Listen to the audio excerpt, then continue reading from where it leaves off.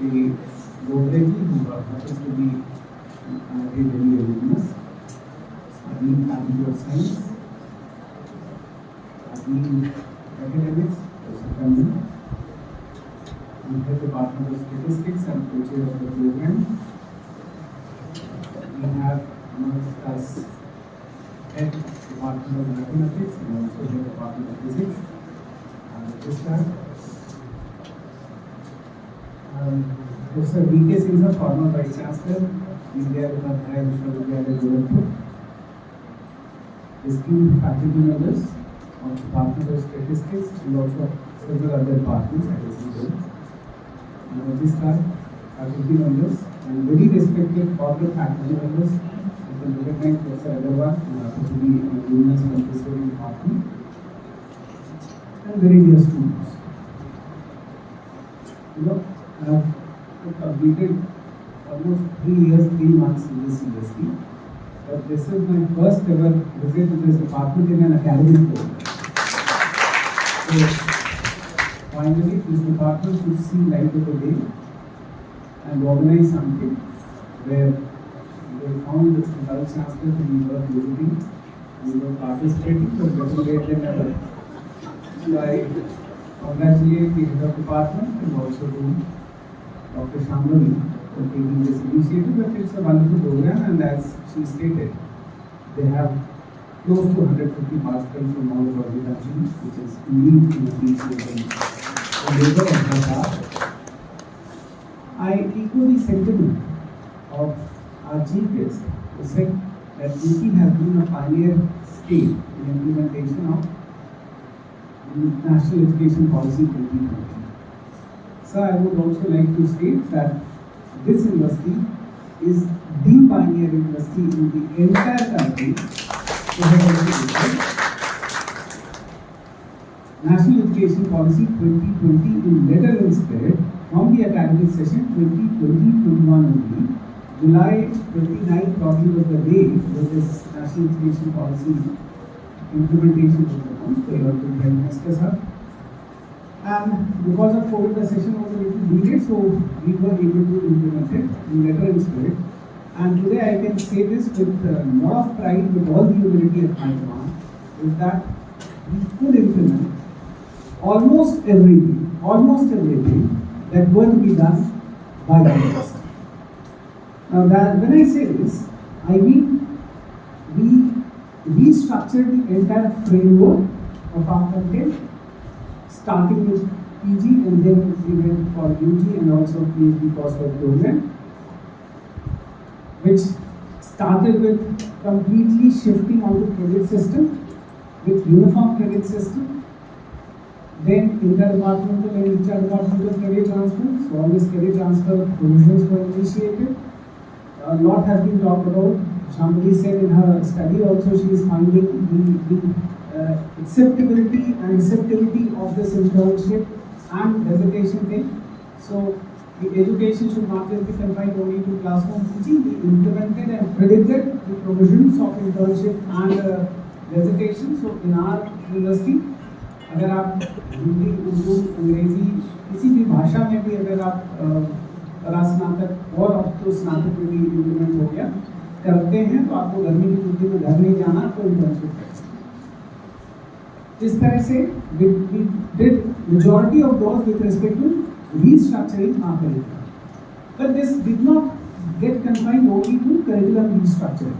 What we did was many of the policy initiatives with respect to introduction of newer initiatives that were proposed in National Education Policy 2020, we initiated that also since 2020 going on. जैसे integrated programme की बात है, हमारे यहाँ हम लोगों ने उसको इम्प्लीमेंट कर दिया।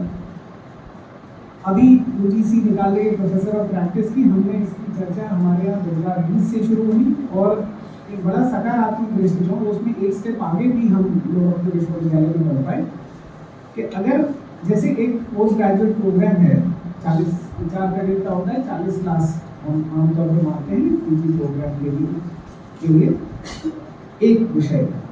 तो अगर हम कहते हैं कि 10% cost to be taken by professor of practice, तो आपने इकोनॉमिक्स में पीएचडी और आप हमारे इकोनॉमिक्स विभाग में 4 क्लास पूरे सेमेस्टर में लेते हैं, यानी 6 महीने में 4 क्लास, या आप कहते हैं कि हम 2 ही क्लास लेते हैं, मतलब 5% of my course of 1 course is taken by me. Now a person who is actually practicing in the society and the system, if he or she comes, वो impact और वो डेप्थ ही बच्चे को मिलती है. और इसी तरह से हमने ये इनिशिएट किया कि 10% कोर्स हमारे अलुमनाई का, हमारे बहुत 102 साल की लेगेसी है और हमारे पास professor Dwivedi I can see, इस तरह के जो बड़े सीनियर बहुत सारा विजडम अपने अंदर समाहित किए हुए हैं, इस तरह के लोग आते हैं. हम लोगों ने एक स्कीम निकाली प्रोफेसर ऑफ एडमिनिस्ट्रेशन, 10% कोर्स वो पढ़ाते हैं, 10% course professor of practicing professor कराता है. तो 20% कंटेंट हमारा fresh in addition to the regular conventional teaching, classroom teaching and lab, इधर हमको मिलता है, हमारे बच्चों को मिलता है. और वो 20% तक की फैकल्टी डेफिशिएंसी को भी एड्रेस. सो 80% अगर हम अपने टीचर की पोस्ट फिल कर पाते हैं तो हम 100% का लाभ ले पाते हैं. All the university that comes on in the way. इसी तरह से इंटरडिसिप्लिनैरिटी के प्रमोशन की बात राष्ट्रीय शिक्षा नीति 2020 बार करती है. मोनिशा जी यहाँ पे हैं. हम लोगों ने इस तरह के कई संस्था स्थापित की. एक institute of advance molecular genetics and infections diseases, ये 2020 में हम लोगों ने प्रस्ताव किया. 21 तक हम लोग उसको स्थापित कर पाए और कुछ अलग अलग स्रोतों से धन भी इकट्ठा करके आज हमारे पास एक बहुत शानदार लैब है उसकी, और हम उसको लगातार स्ट्रेंथन करने की कोशिश कर रहे हैं. एक institute of new and renewable energy Bharat सरकार की एक बड़ी महत्वाकांक्षी परियोजना है और हम शायद पूरे विश्व में शायद सबसे ज़्यादा सोलर एनर्जी पैदा करने वाले राष्ट्र या तो बन गए या ऑलमोस्ट वहाँ पहुँचने की कगार पे हैं. उसमें हमारा विश्वविद्यालय भी अपना योगदान करे towards proliferation of the concept, and not just in proliferation and making people aware, but also in brutalizing. और कुछ साल पहले मैं बनारस यूनिवर्सिटी प्रोफेसर, तो हमारे IIT के प्रोफेसर ने कहा इलेक्ट्रिकल इंजीनियरिंग के कि देखिए सर बिजली की बड़ी तकलीफ होती है उस दौरान. तो कहते हैं सर ऐसा समय आएगा तो बिजली कंपनी वाले हमारे आपके पास आके कहें मेरी वाली बिजली दो, मेरी वाली बिजली दो. हम हंसते थे क्या बात कर रहे हैं, अभी बिजली तो मिलती नहीं है, वो कहाँ से करेंगे.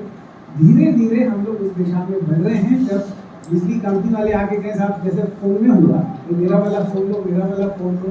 बैंक भी एक ज़माने में बड़ा मुश्किल था अकाउंट खोलना. बैंक वाले आप रात में सो के सपने में देखिए कि घर बनाना है तो सुबह कोई मांग कर देता मेरा वाला होम लोन देता.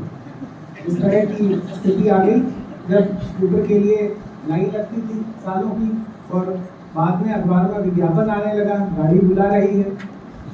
सो वो दिन बिजली के साथ भी आएगा और new and renewable energy is going to be a big source in that. So we don't want to miss the bus. और हम जैसे भारत 5G एनर्जी के क्षेत्र में आज दुनिया के one of the Pioneer countries में है, जबकि हमने 2G और 3G की बस मिस की. तो हम इस तरह से न्यू एंड रिन्यूएबल एनर्जी में ये चांस छोड़ना नहीं चाहते हैं और हम लोग एक इस दिशा में बड़ा कार्य कर रहे हैं. एक संस्था, एक formal institute we have established and we are working hard on that. Not just with postgraduate program but at undergraduate program 2021-22 से 4 ईयर अंडर ग्रेजुएट प्रोग्राम हम लोगों ने शुरू कर दिया.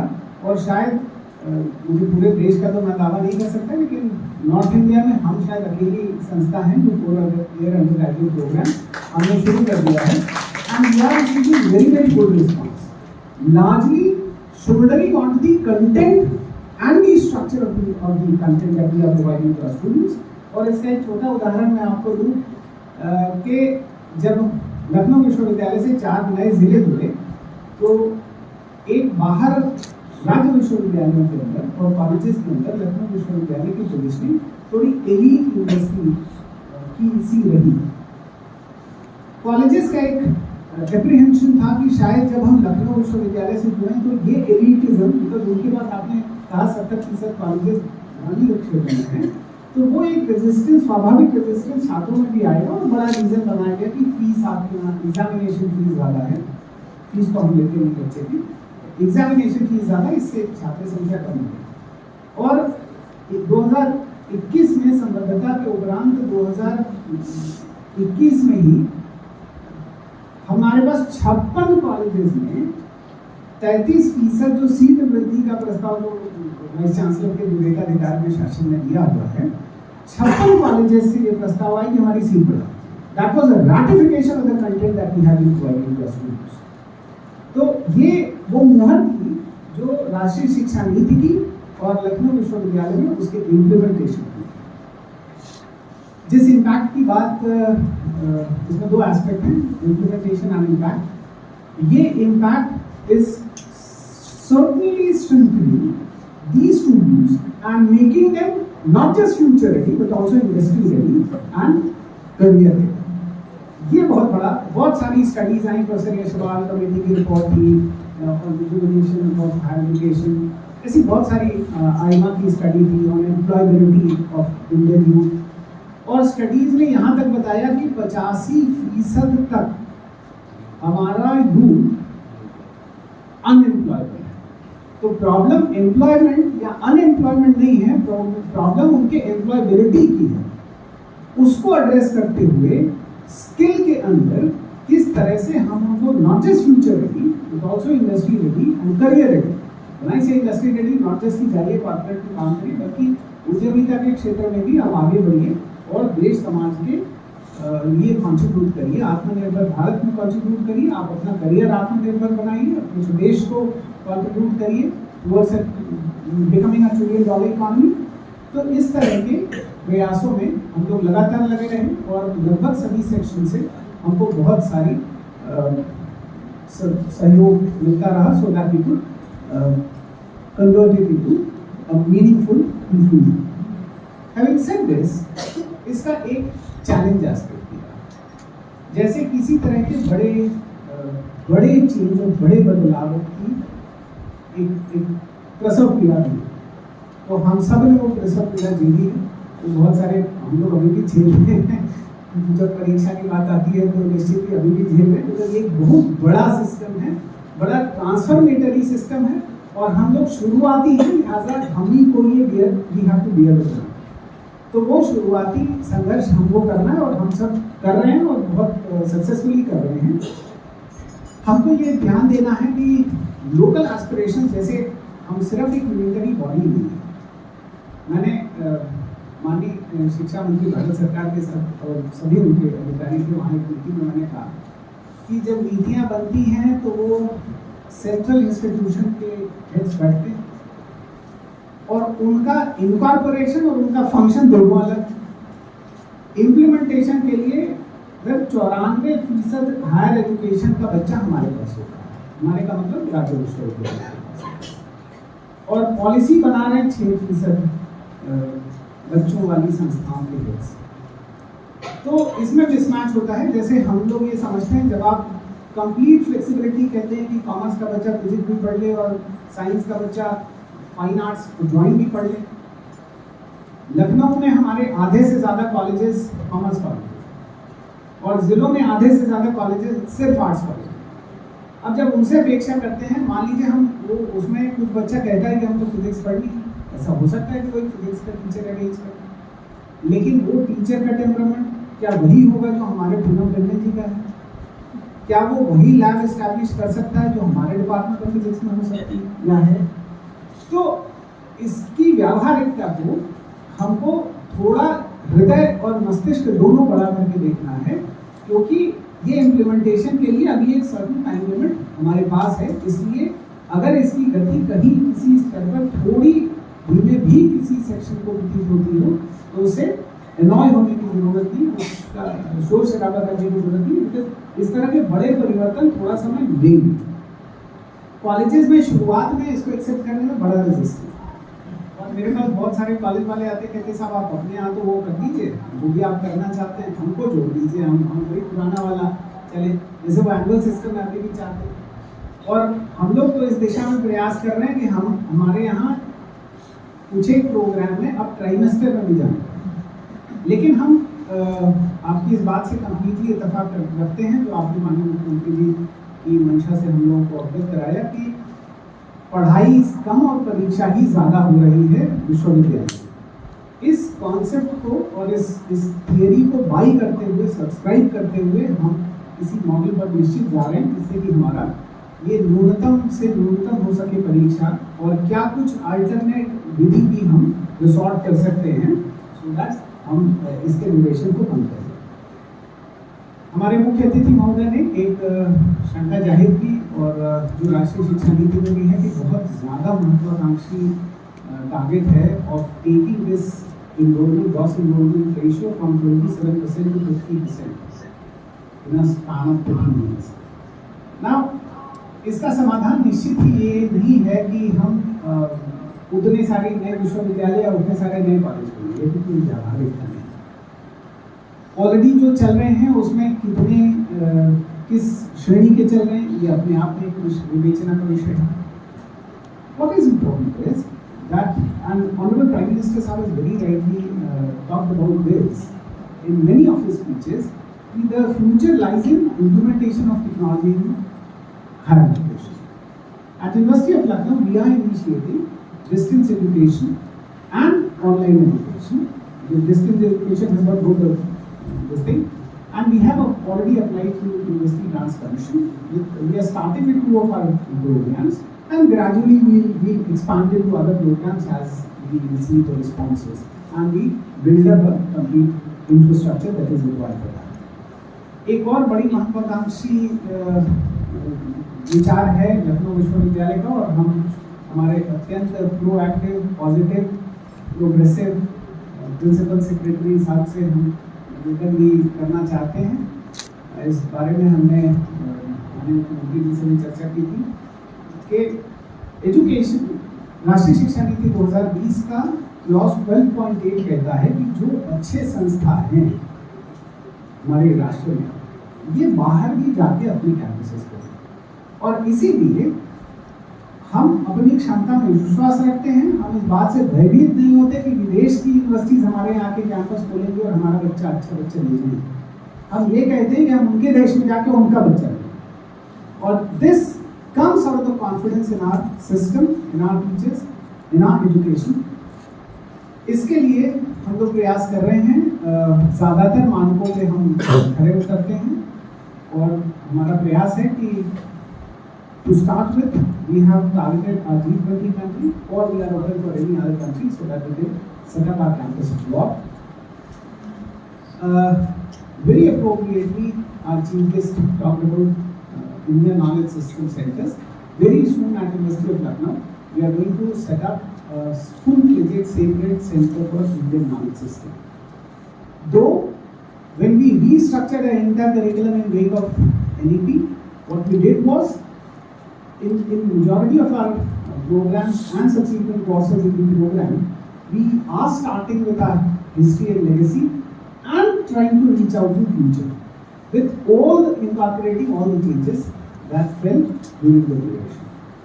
So, but then to have a central body, we are proposing to set up a Center for Indian Knowledge System, and very soon we shall be contributing to that as well.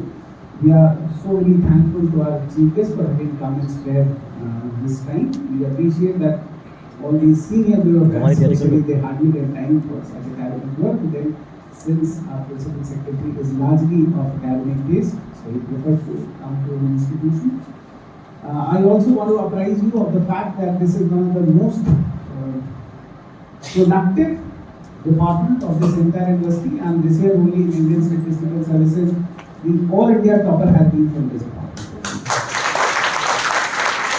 And every time when we see results of Indian Statistical Service or even Indian Administrative Services, this department has been contributing very well.